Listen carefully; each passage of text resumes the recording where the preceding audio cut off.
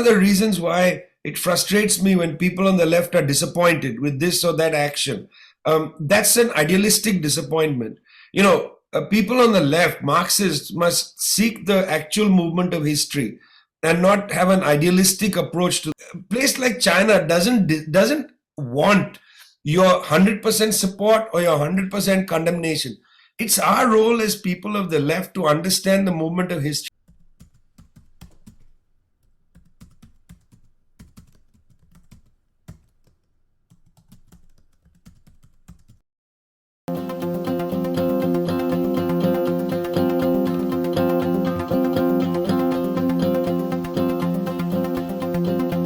Today we have with us Dr. Vijay Prashad. Vijay is the Executive Director of Tricontinental Institute for Social Research. He's an Indian historian, a journalist, an author, and a left activist. Vijay, welcome back to India and Global Left. Nice to be with you. Nice to see you. Yeah.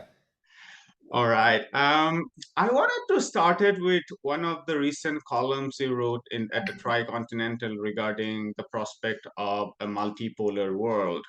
And this is an interesting moment because it's exactly 2 decades of invasion of Iraq, and the New York Times, the Washington Post are all over articles, some even supporting the war even today. And this was part of destabilizing the region. And in Israel, we are seeing, apart from the, right-wing coup of the judiciary, attempts of the right-wing coup of the judiciary, escalated killings in the occupied West Bank and Gaza. Democracy Now! Documents 83 brutal killings this year alone.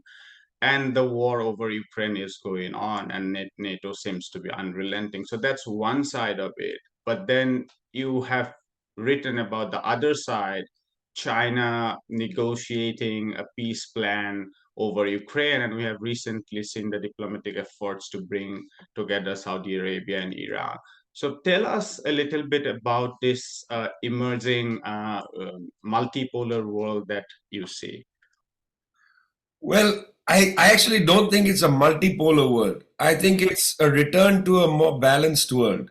One of the downfalls of the North Atlantic world is the lack of a historical perspective in terms of how history has moved. So what do I mean by that? That when the Soviet Union collapsed in 1991, when it was assassinated in 1991 by its leadership, people in the United States, intellectuals in the United States, began to say that, well, it's over. Now the US has prevailed, and the US will be the guardian of world affairs. Will essentially lead and take on the responsibility of leadership. Leadership comes with a lot of responsibility. It's not just yelling and screaming at people. Well, that responsibility was supposed to be around themes such as development. Let's not ignore that. At the World Trade Organization, whatever problems one had then with it, and even now, there was a debate in the WTO about development that was on the table. With leadership comes a certain responsibility for security, that the principal power in the world was going to ensure security. Well, the United States failed in both, didn't provide development. In fact, the opposite, accelerated the inequalities in the world. That is not something that a Marxist needs to prove. That is just proved by the data itself. You don't even need Thomas Piketty, in fact, frankly. Forbes, but also the United Nations. United Nations Conference on Trade and Development, the Human Development Indicators, and so on. The UN documents for years have shown the yawning inequalities, that have been there. And then, of course, insecurity is the name of the game, not security. The war against Iraq is one piece of it, but also the global war on terror destabilized so many countries. The war on drugs, for instance, destabilized so many countries in Central America, in the Andes region, and so on. So, United States, after the collapse of the USSR, failed in one respect to actually take up the mantle of leadership. Now, I'm not contesting whether it should have been leader or not. I'm just saying if you're saying that you are the leader, then you have to live up to certain expectations. Those were, in fact, not lived up to in its own terms as a leader. Secondly, as I said, there's a long-term perspective. Until pretty recently in world history, the world was divided up into what you might consider arenas, where different prevailing powers dominated. So in Asia, for instance, Southern Asia was one such zone. There was not one monarch or one republic, but it was a kind of intertwined zone of different sorts of sovereignties. But certainly there was no foreign power. There were people who came and invaded the country, but they settled in. They became part of the matrix of Southern Asian life and so on, inclusive of Europeans. They also came in a long period in the 1600s, 1700s, and they settled into Indian life. They became traders and so on. Much the same in China. You went through a series of dynasties. People came from outside. It's not like China has some endogamous development, that goes back to the dawn of time. No, people come from outside. There are, again, overlapping sovereignties in Central Asia and Southeast Asia and so on. These were two large land powers, which also had some maritime, abilities, but they were largely land powers. Then, of course, there was the great European experiment where there was the Holy Roman Empire and blah, blah, blah, blah, blah. You get the point. There were very much different and overlapping forms of sovereignty and suzerainty in the world. Well, colonialism attempted to undermine all that. And for the first time, really, in human history, you had one or two or three or four powers saying, we dominate the world. Britain was in the lead here, but close behind France, to some extent, Spain and Portugal continued to have their holdings, although that was contested by the United States pretty early in the 19th century. Okay, so the point is that all of this is a fragment of human history. Most of human history has been, let's call it now, regional. There have been regional or territorial fragmentation has been the norm in human history. Well, in my opinion, we're returning to that. We're returning to not multipolarity, but to regionalism. People are turning into, where they are rejecting the one global power. What Putin at the Munich Security Conference in 2007 called, we don't want a single master. That attitude, the Indians, a government of the right, a government quite close to the United States, also seem to be suggesting we don't want a single power. We want to have our own national interests be on the table. And so we're moving to a regional world from a unipolar world. The reason I don't think there's a Thucydides trap, where you go from one global power to another, is because the Chinese are not interested. They've said it bluntly. They don't want to take on the mantle of global leadership. They would like to inaugurate a period of genuine multilateralism, use the multilateral institutions. They don't want the responsibility, and in fact, to be frank, they don't think that any power has the capacity to do this job. So we are entering this period of regionalism with a few instances of, let's call them multilateralism or regionalism plus, like BRICS, for instance, or the Shanghai Cooperation Organization. See, in Latin America, you've got the renewal of CELAC, the Community of Latin American Caribbean States. Now, the Union of South American Countries, UNASUR, both Brazil and Argentina have said, let's revive it. Okay, all of that is happening. The scale in Asia is different. So when you think of the Shanghai Cooperation Organization or the RCEP trade agreement, the Regional Comprehensive Economic Agreement, these are enormous scales. So they look like they're global entities. They're not, they're regional. It's just that the scale is much greater. So I believe that gradually, with a great deal of pain, we're moving from a unipolar interregnum, very short interregnum, 1991 to a few years ago, toward a situation of regionalism and multilateralism, but not multipolarity, because multipolarity presages war. That's what happened in World War One. So I don't think people really want multipolarity. Yeah, that's a nice correction, because someone like Meir Shimmer of University of Chicago, the realist thinker, uses this theory of multipolarity to justify it's sort of uh, an escalated war with China. I mean, he says that the war over Ukraine is a mistake because Russia should be seen as an ally, because our big war is with China, and the whole justification is based on polarity. He says that we're increasingly moving towards a sort of, he says there are bipoles, like there is a US Russia axis and there is a US China axis, and he considered the US China axis to be the main sort of trouble. So I think it's a good point. Um, uh, Also interesting, you mentioned the war on drug, the so-called war on drug. And I remember reading your book, Washington Bullets, and Evo Morales' forward. And he mentioned, he's rightly spoke against the war on drug and war on terrorism. So yeah,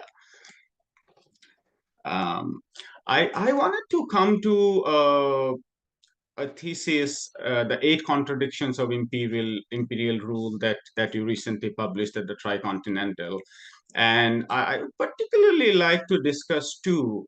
Why not start with the first thesis about moribund imperialism, which is the sort of a stagnant capitalist global order led by the U.S., as opposed to a Chinese, I mean, you call it Chinese socialism, we can call it by different names, but that's an alternative which seems to be much more dynamic, which has a very robust welfare state at its core.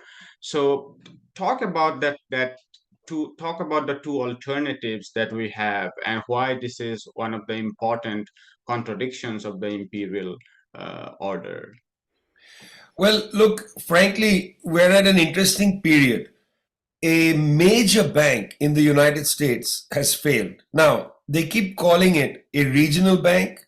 It's not a regional bank. They keep calling it a small bank. It's not a small bank. It's the 16th largest bank in the United States. It had at its peak a larger holding than most countries in the world. I'm talking about Silicon Valley Bank.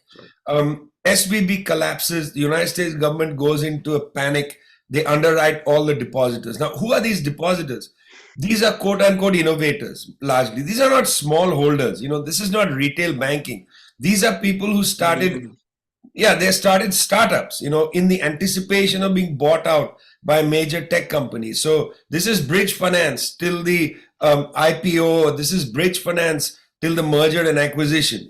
This is not some small people getting hit. This is a major bank that played fast and loose with the money and with the market. Because when things start to go bad, they mark to market, and then bang, suddenly your assets are basically worth nothing because, well, what's the surety? 90% of your holdings are not insured, and the government comes in, bails them out. Interesting that this is a good modular form of understanding US capitalism or Western capitalism. Why is it interesting? Well, look, the United States over the last 40 odd years has had two parallel problems. One problem is basically the tax strike. The elites have gone on strike. They are not paying taxes. They have used their political power and leverage to basically refuse to pay a fair share of taxation.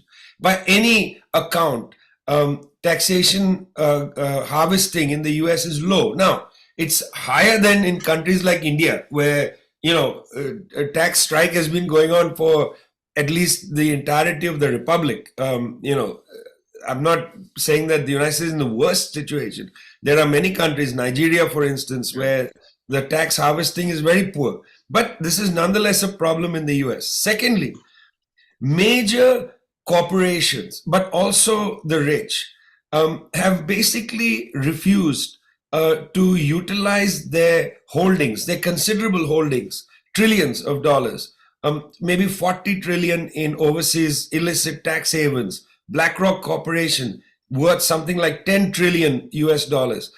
These companies basically are not investing in infrastructure, and they are not investing in innovation. They're investing in finance, in real estate. They're investing in overseas, building up of sections of the supply chain for certain commodities. BlackRock is a big investor in fossil fuels, weapons, and so on. But they're not investing in infrastructure. They're not investing in innovation. These are risky and also not lucrative investments.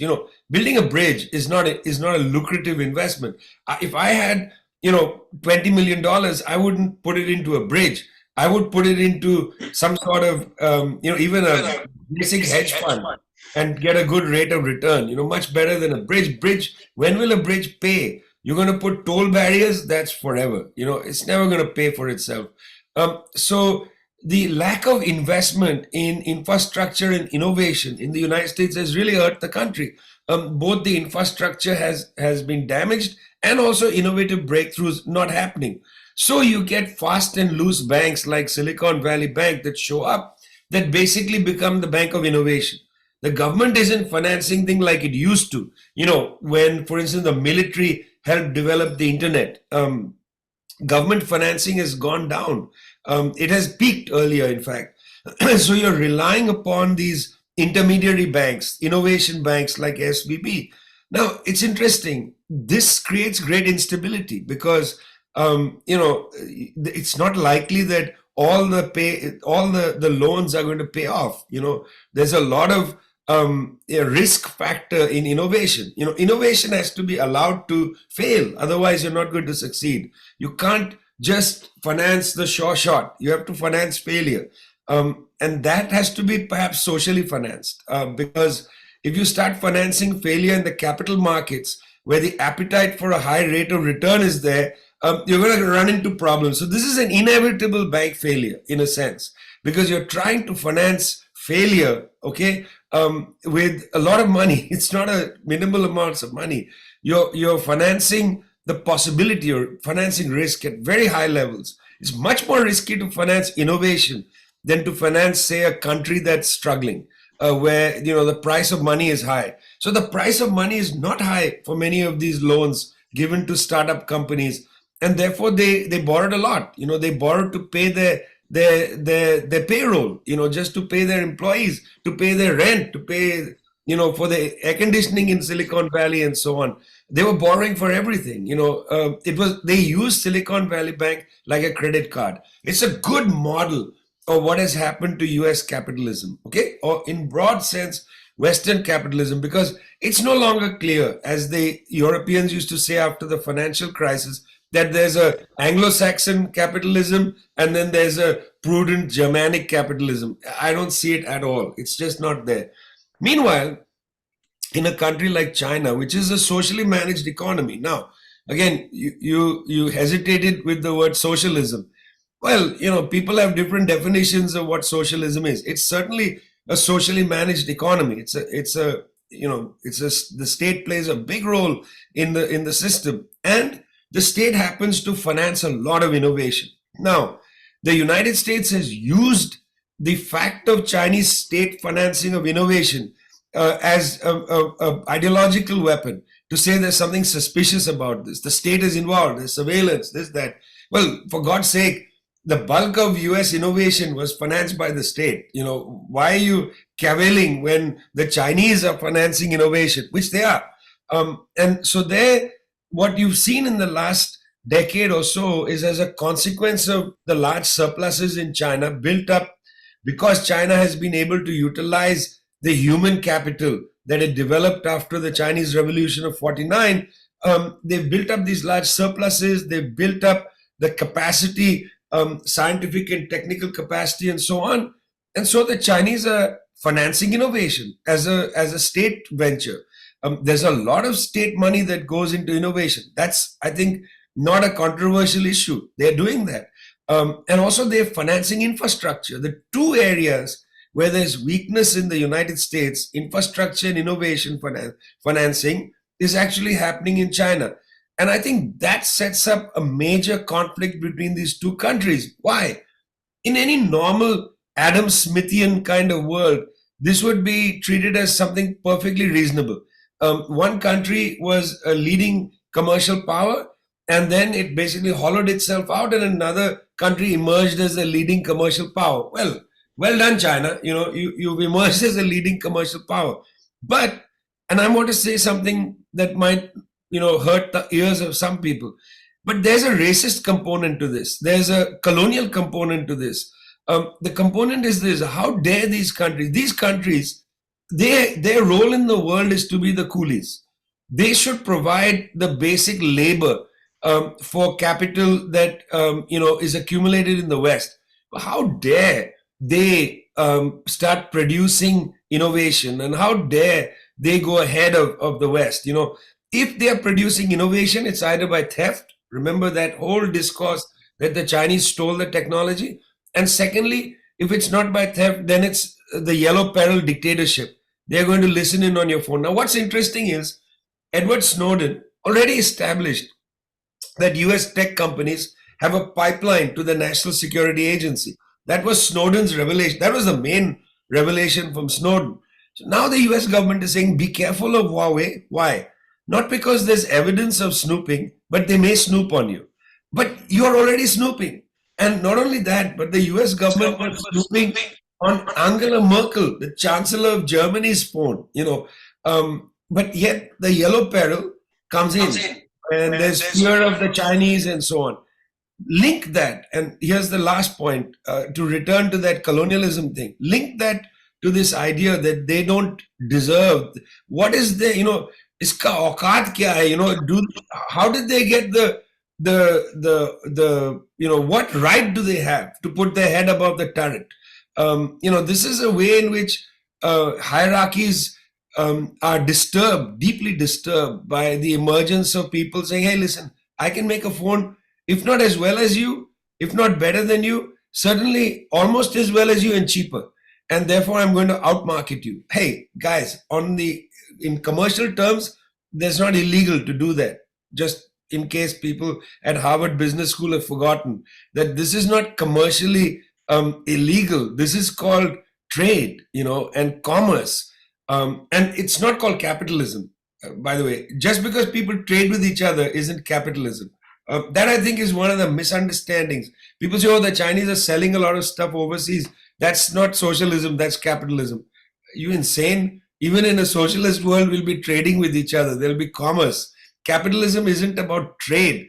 That's ridiculous. There was a big debate in the 60s, 70s about what capitalism was.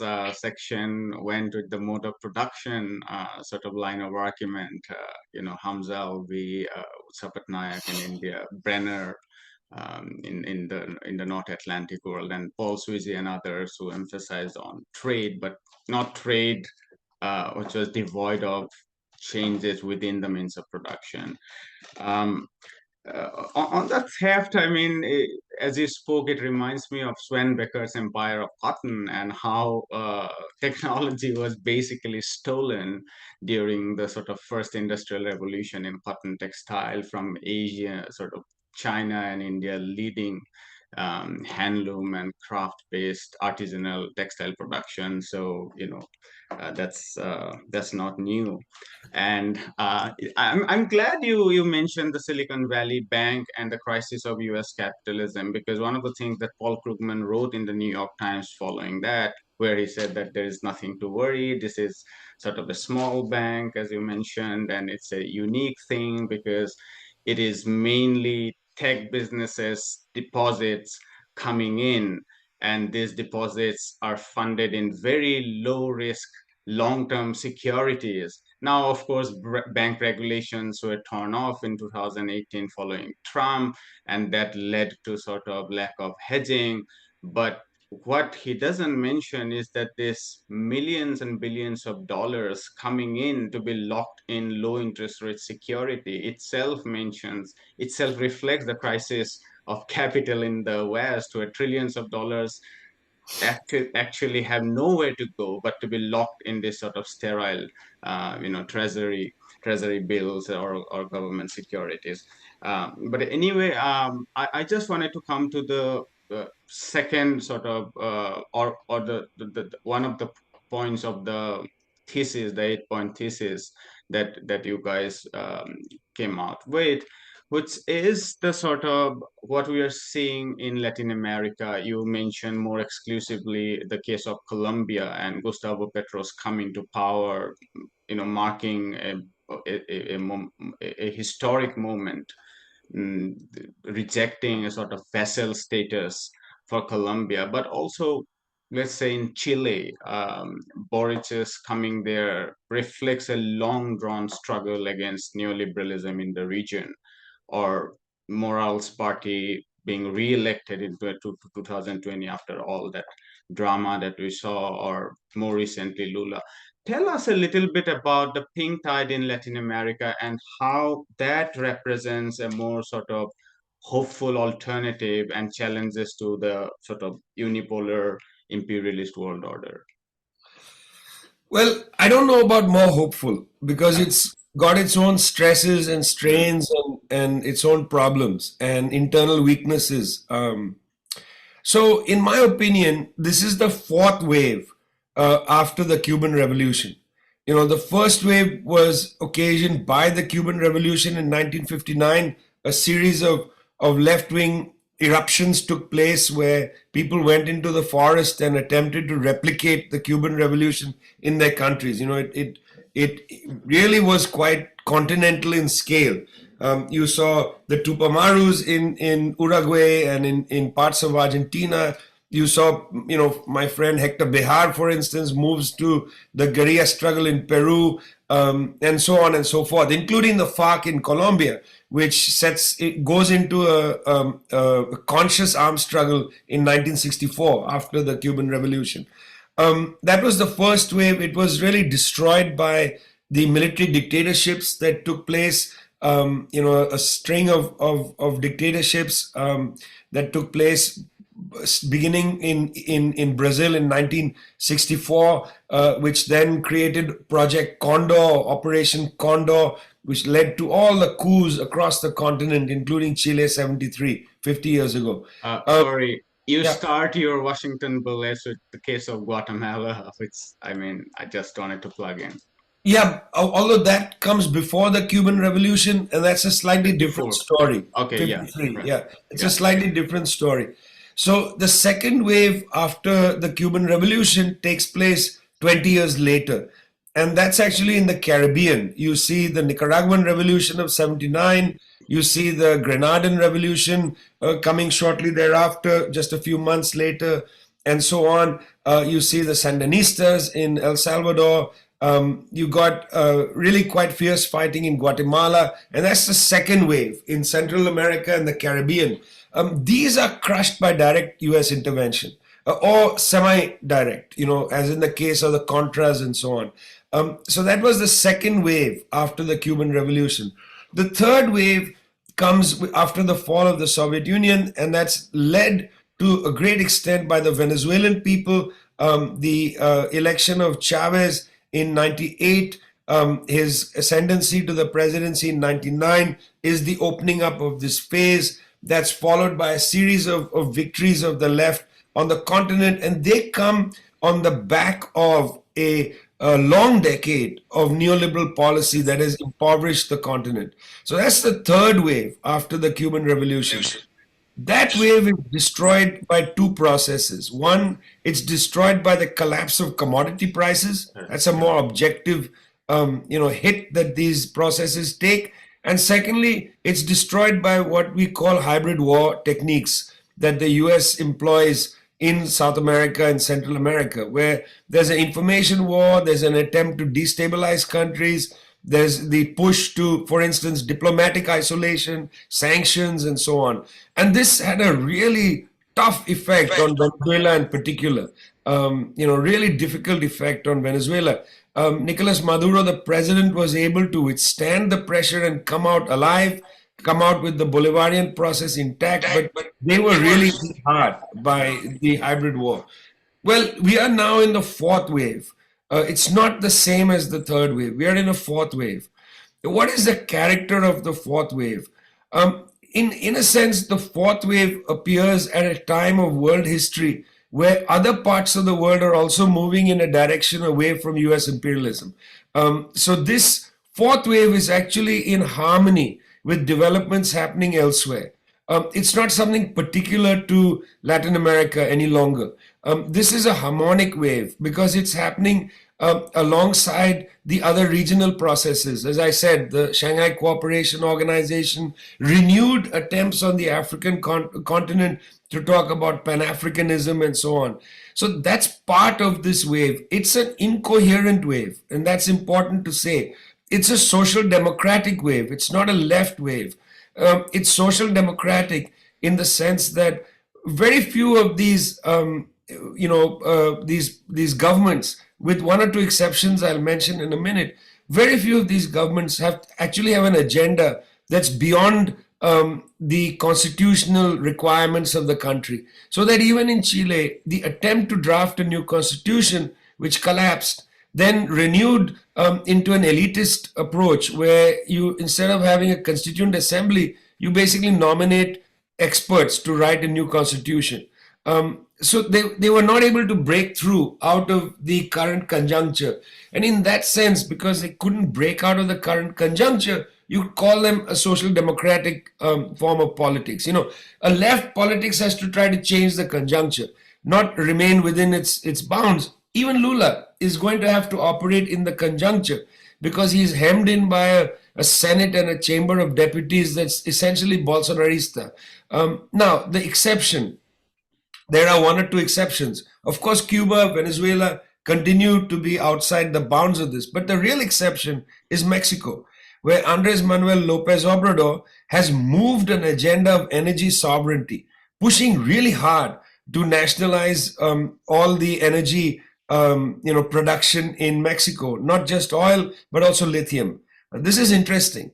What Andres Manuel is doing in Mexico and giving leadership on at a continental level.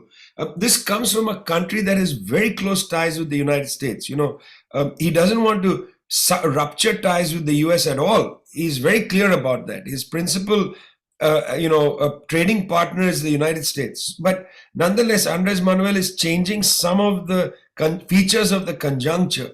But by and large, I would say this wave is harmonic with developments around the world. In other words, the regionalism piece, but also it's deeply social democratic. And that's one of the reasons why it frustrates me when people on the left are disappointed with this or that action. That's an idealistic disappointment. People on the left, Marxists, must seek the actual movement of history and not have an idealistic approach to the world. You got to have a sense of the actual movement, which is why it also desperately frustrates me to see people, have a kind of casual attitude to China or a casual attitude to Vietnam and things like that. They don't have a sense of what is the conjuncture, what are the possibilities, what is the dynamic. Is this process trying to shift the terms of the conjuncture, or is it comfortable within it? I mean, these are the kind of methodologies of assessing, a process in the world today. And I feel like this kind of conjunctural analysis has disappeared from many people, and the kind of Twitter attitude takes place. You dismiss something saying, oh, now they are no longer this, or there's a kind of papal excommunication of Twitter that operates rather than a sober assessment of the actual movement of history, which we're all collectively trying to understand. One of the things that is said on hindsight, particularly on the third wave that rode on the sort of commodity prices, which exports the primary products to China, for instance. One of the criticisms, or one of the things suggested on hindsight, was the lack of push towards industrial development in Latin America. I'm having particularly Brazil in mind. And the other, of course, other aspect was corruption, and corruption is a sort of difficult, complicated thing. We have seen that in India with the India against corruption, and we've seen that in Latin America time again. Can you tell us a little bit on that? Whether there has been any attempts at industrial development, and if you can address the concerns of the Workers' Party in Brazil in particular and its perception of corruption that's still there. Right. So let's take them sequentially. They're not exactly related, but they are interesting to look at together.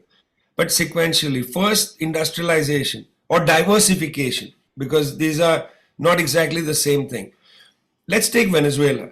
The country discovered oil just about 100 years ago and became entirely reliant upon oil. I mean, over 90% of external revenues came from the oil sector. That's extraordinary, and the country imported everything.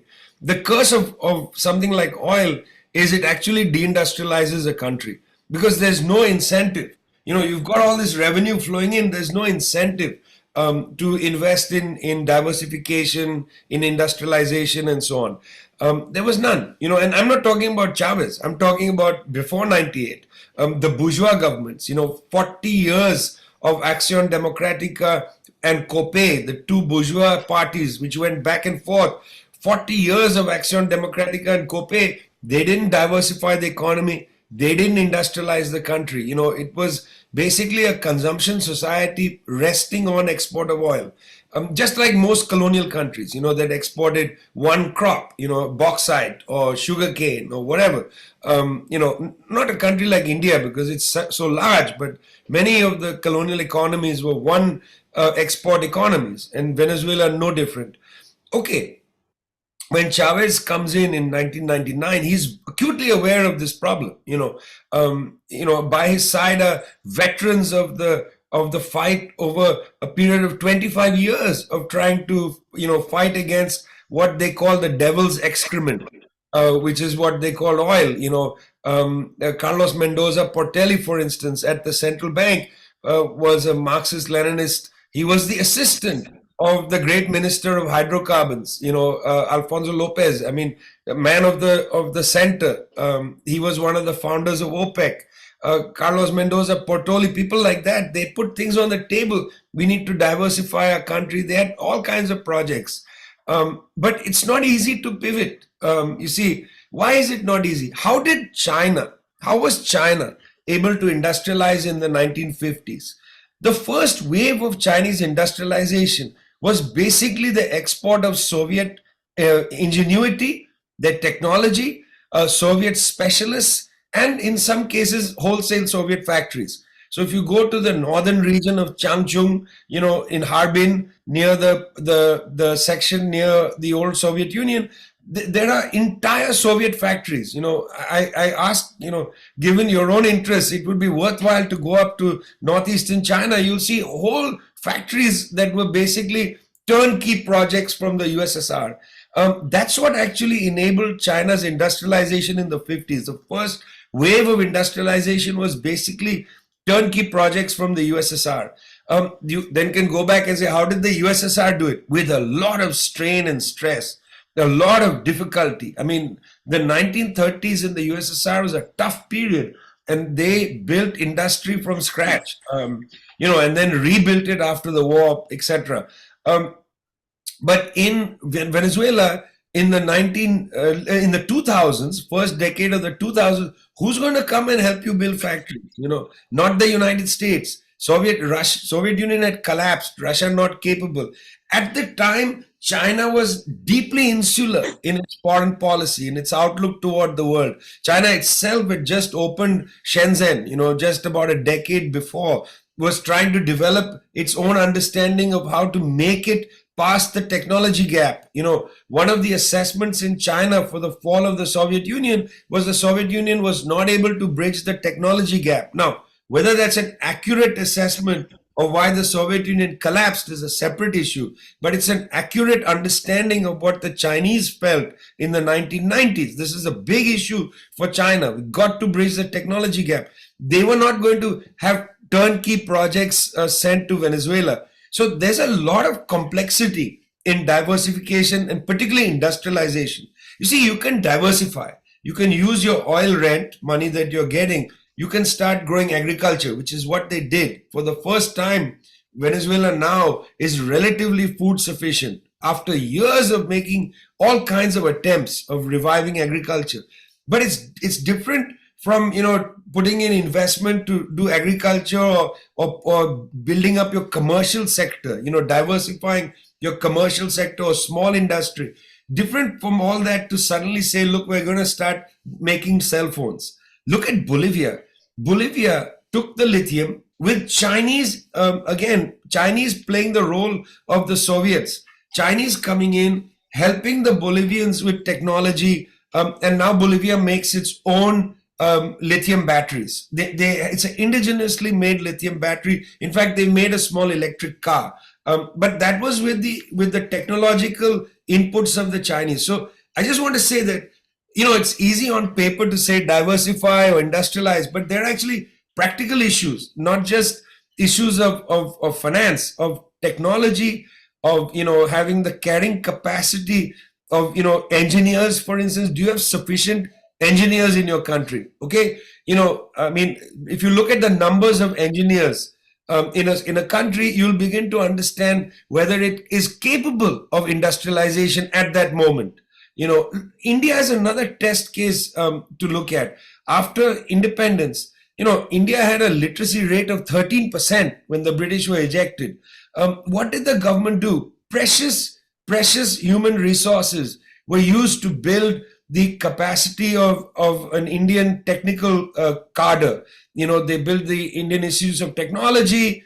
They put a lot of emphasis on science education and so on. And you built this cadre of engineers. Now, it happened that a bunch of them then leave the country and go work elsewhere. That's a separate issue.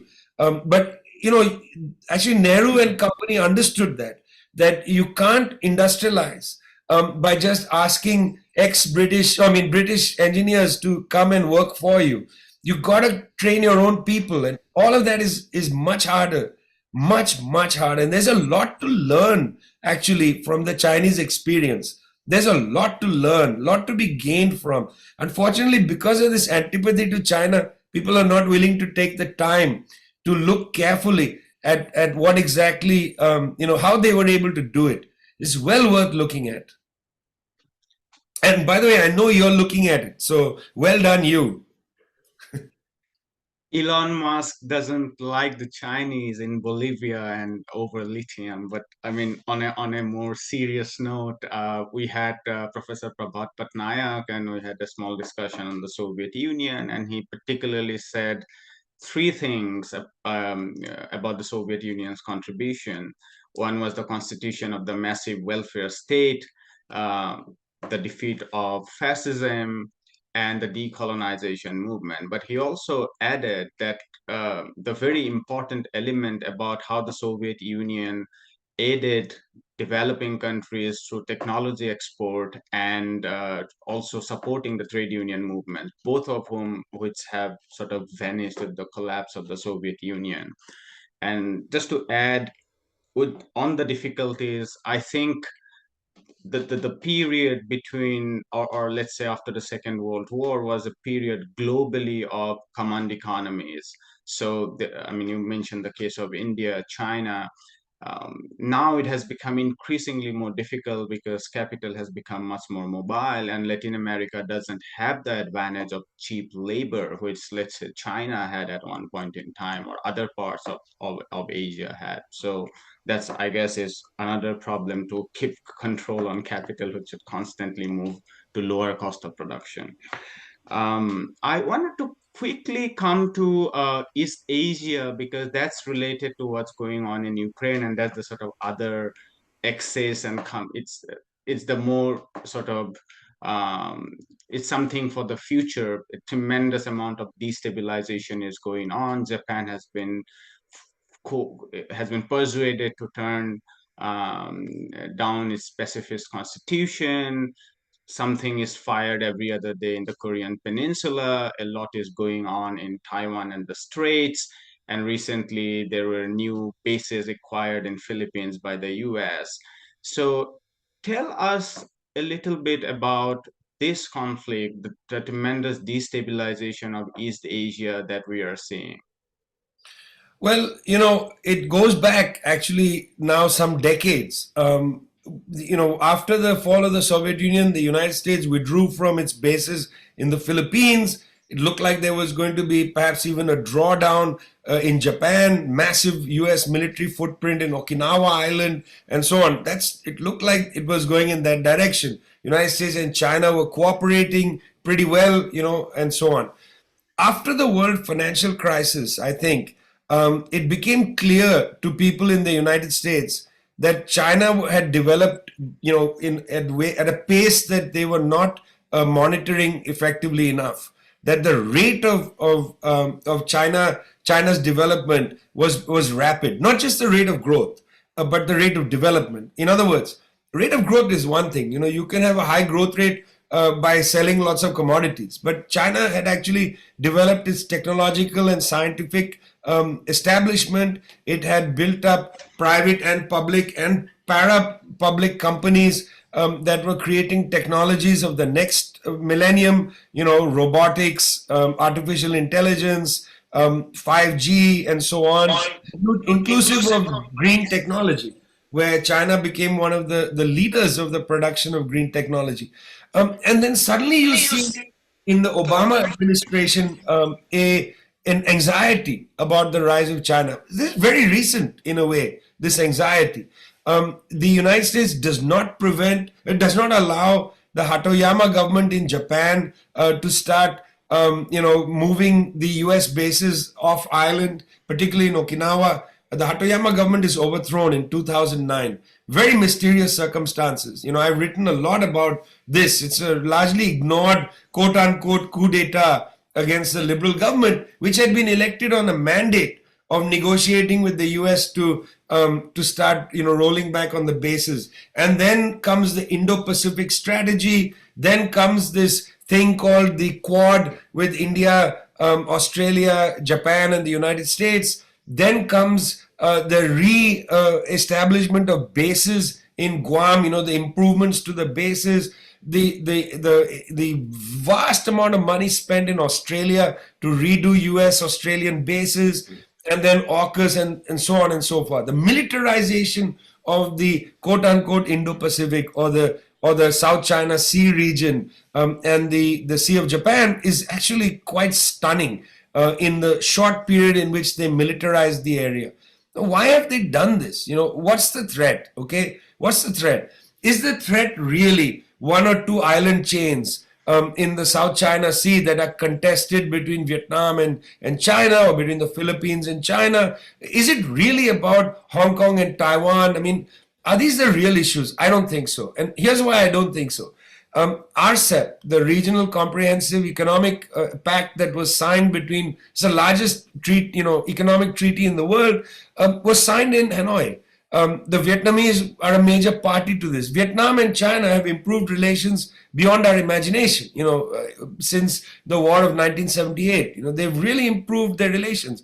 I don't think Vietnam wants to start a hot conflict over a couple of islands off the coast of Vietnam that it has contested with China. I very much doubt that they are, in support of starting a major international war around these islands, which are many of them uninhabited. Similarly, in Philippines, young Marcos is in the saddle. The Marcos family back in power. Marcos has actually not got an entirely hostile relationship with China, but that's a separate issue.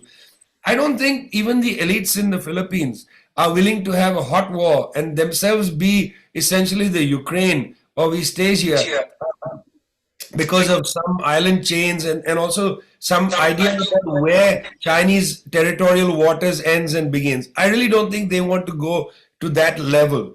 And certainly South Korea, the appetite in the country, despite a Trump-like president now, the appetite in the country is generally pretty pacifist. People don't want a war either with the DPRK or with the Chinese or whatever it is. So there's no appetite for war in that region. Even in Taiwan, it's a mixed bag in the country.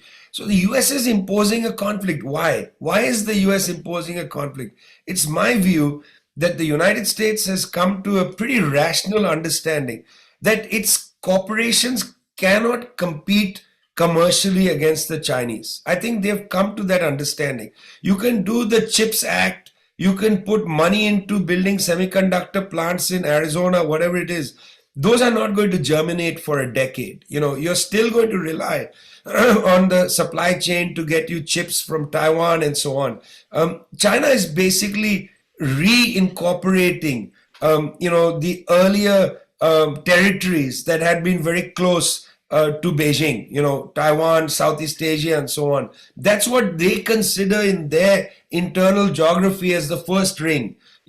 Countries that are in that first ring are being reincorporated economically and also politically. They have a political fealty to China because of the massive investments coming from China, which the United States cannot substitute. They can't tell a country like, say, Thailand, stop getting involved in the BRI. We'll substitute the investment. They don't have the investment to substitute, and private sector money through things like the Millennium Challenge Corporation are minimal. They're minimal grants that are coming in right now. In Niger, they've promised $150 million for Niger's humanitarian problems, and the UN is saying no, it's 400 million is the gap funding shortfall. 100 million is nothing.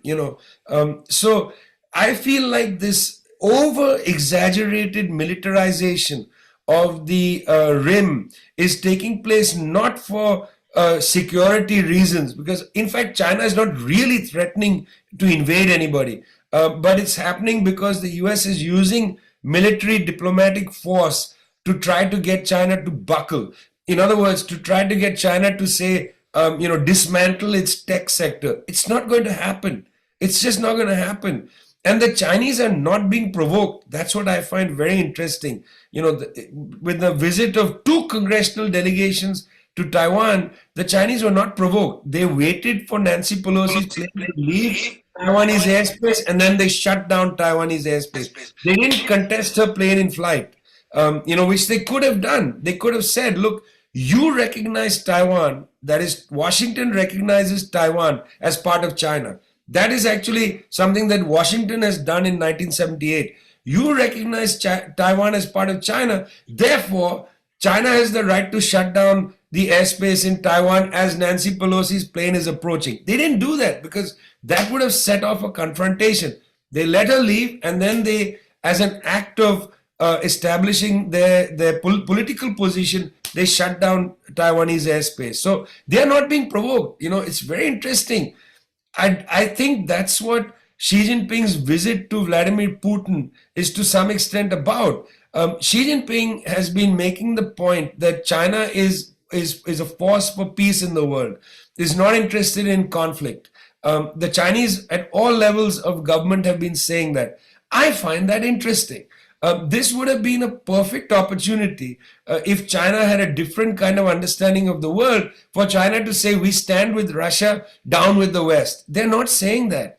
They're in fact saying, we want to enlarge the zone of peace. Very interesting. It's the West that's talking war, and it's China that's talking peace. That's interesting. Now, I know there are lots of Western leftists and others who say the Chinese are lying.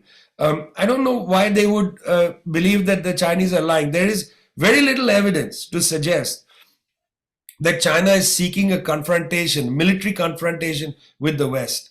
Now, again, there's some islands in the South China Sea. Come on, guys. There are massive military bases of the United States within spitting distance of China. You spend so much time talking about those small island chains. You don't say one word about the massive military bases, including nuclear forces in Australia. In Darwin, there's a massive new expansion of the air base there, so that the US can house B-2 and B-52 bombers, which have nuclear capacity. Not one word about that, but you're worried about the small island chains, most of them uninhabited, and many of them, by the way, are also artificial islands that the Chinese have built for whatever reason to extend their territorial waters and so things that all countries do, by the way, just to put that there. India does this as well. It is important to note that the Chinese development story has come without colonies and military invasions, and without dismantling of the welfare state. I think that's a sort of very, very important note that people often miss.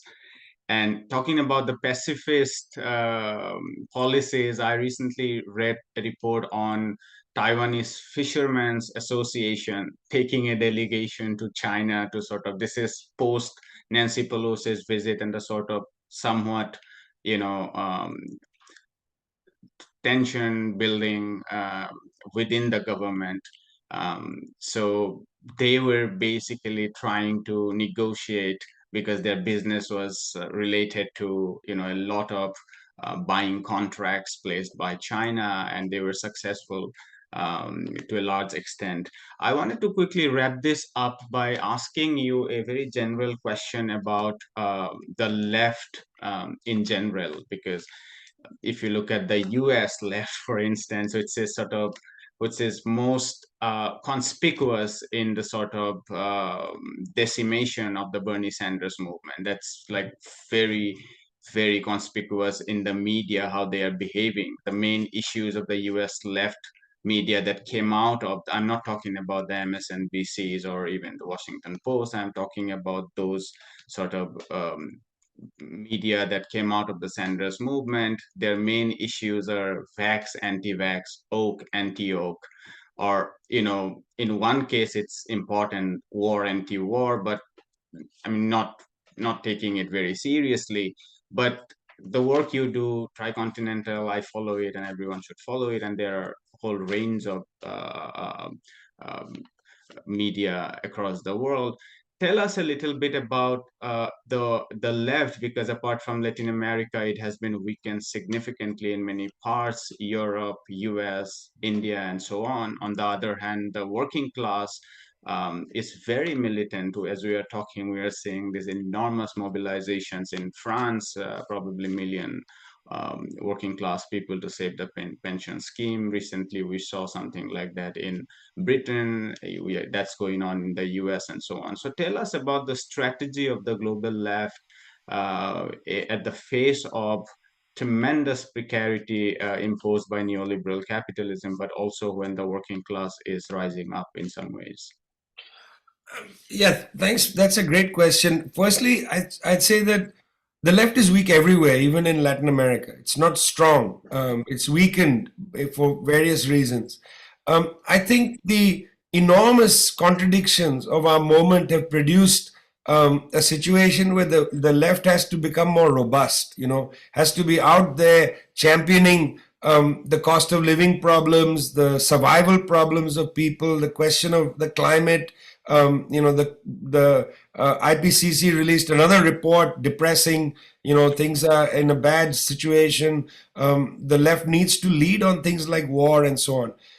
But there is a incoherence that's set in the middle of much of the global left.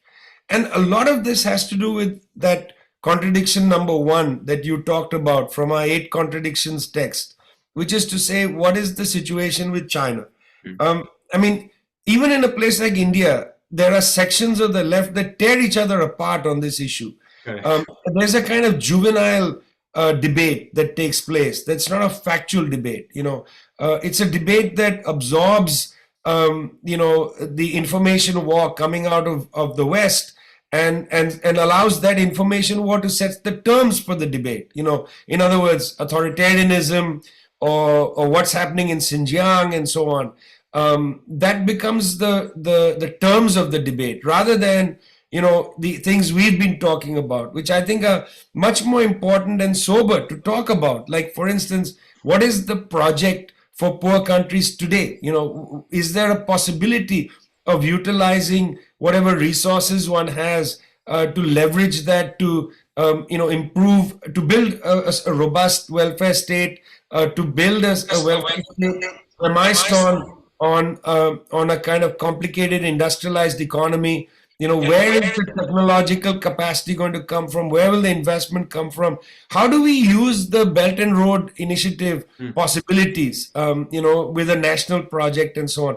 That should be where the left is having a debate. We should set the terms of our own debate, and not about, some information war type of stuff that's there. Now, look, there may be whatever problems in Xinjiang. I don't know exactly what's going on. I've never been there, but I've read a lot about what's happening there.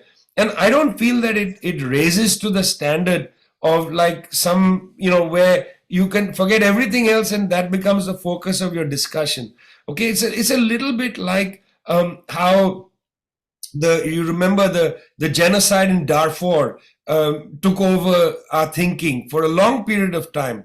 What was happening in Darfur, as Mahmoud Mamdani established in a very good book about Darfur, was that the Sahel was being eaten up, or rather the plains area in Sudan was being eaten up by the desert. There's been an increasing desiccation of the Darfur region. Water was in contest and so on. And there were great fights between different people about shrinking resources. Let's look at the facts of what's happening. Let's try to understand what is actually going on there, rather than throw the label of genocide and then beat each other up on this. In Darfur, as Mamdani showed, the debate was a way to say that Arabs, aka Muslims, were against black Africans, aka Christians. So it was heavily pushed by by the Israeli government, for instance, as a way again to increase Islamophobia.